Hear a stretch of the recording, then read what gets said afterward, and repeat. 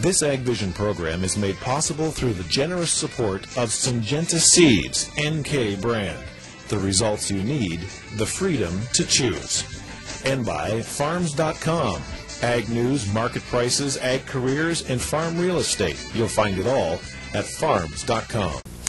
So what advice then for the grower if the goal is to get more local? Many growers will tell you, it's pretty tough to get your produce at the local, at the retail level to have any kind of say in what's going on the shelves. Then the retailers naturally want a supplier who is going to be consistent in quality and time and that kind of thing. So what will the key be then to getting more local produce to the consumer? Yeah, the most important thing is for growers to organize themselves into marketing networks so that you have groups of growers that are producing quantity and sufficient, producing a particular product in sufficient quantity so that the people that they supply to, whether it's to a food service company or to a restaurant or a chain of restaurants or to a retail store, that they have a consistent supply of quality product and that they can depend on that.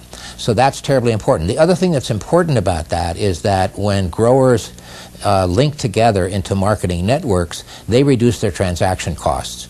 And that's the only way that growers can be partners in the food chain rather than simply raw material suppliers. They then have a voice in what they get paid.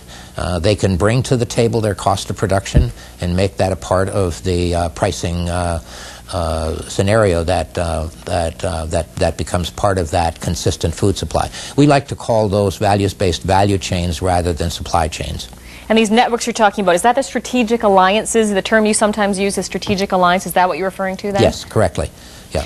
You mentioned a little earlier the emergence of more and more local markets we're seeing. Some work, some don't. We see them in various different forms. What do we know in terms of what some of the keys to success are for those markets? Again, the information that we're getting is that success depends, first of all, on having a product that tastes good, that has a consistent quality, that consumers can get access to on a continuing basis. And for some consumers, linking together with a farm to what's now being called community-supported agriculture, where a group of consumers in a community will buy shares in a farm to get the products that the farm produces on a consistent basis. So it's one way to do that.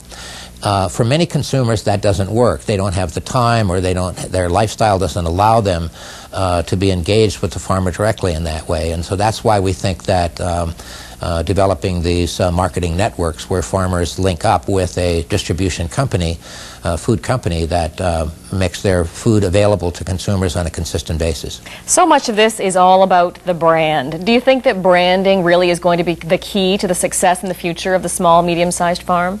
Yes, brands are terribly important because brands tell the consumer the particular differentiation of that particular product and who the farmers are that produce it.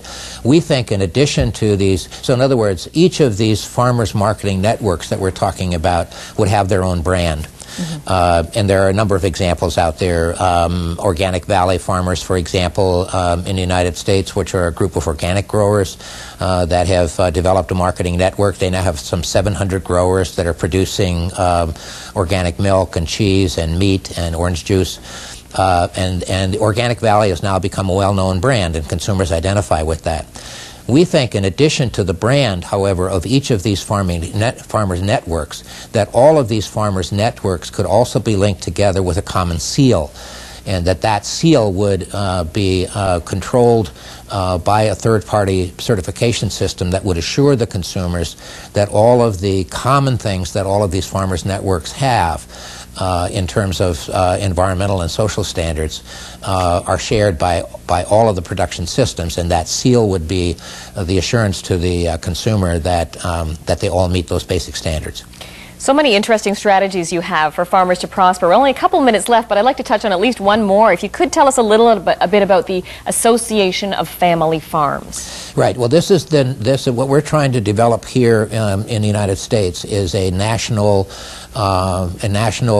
seal that would be recognized in the marketplace, and all of these individual farmer marketing networks would each belong to this association and be given the right to use the seal, provided they meet the standards.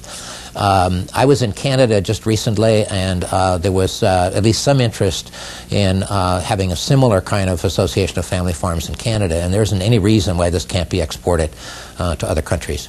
Fascinating idea. Now, you also talk about redesigning agricultural landscapes. What are you talking about there?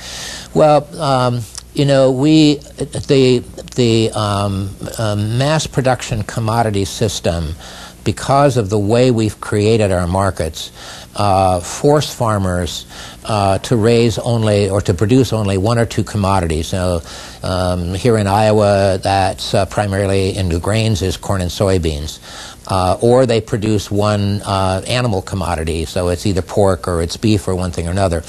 And they concentrate on a mass production of that one commodity. That means that the landscape becomes very specialized. Again, in Iowa now, over 90% of our cultivated farmland is in just two crops, corn and soybeans.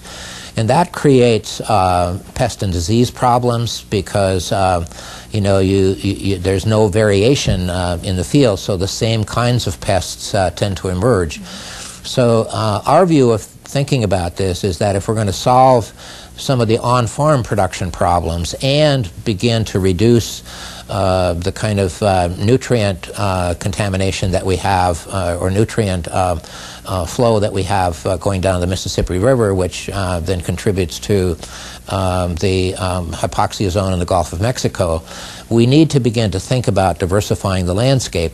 But we can't do that without markets that support a diversified landscape. And so again, the markets that I'm talking about are then directly linked to the kind of landscape that farmers can afford to have out there. And I think that's going to be critical to, you know, solving some of the environmental problems that we have. Fred, you've given us a lot to chew on. It's been great chatting with you.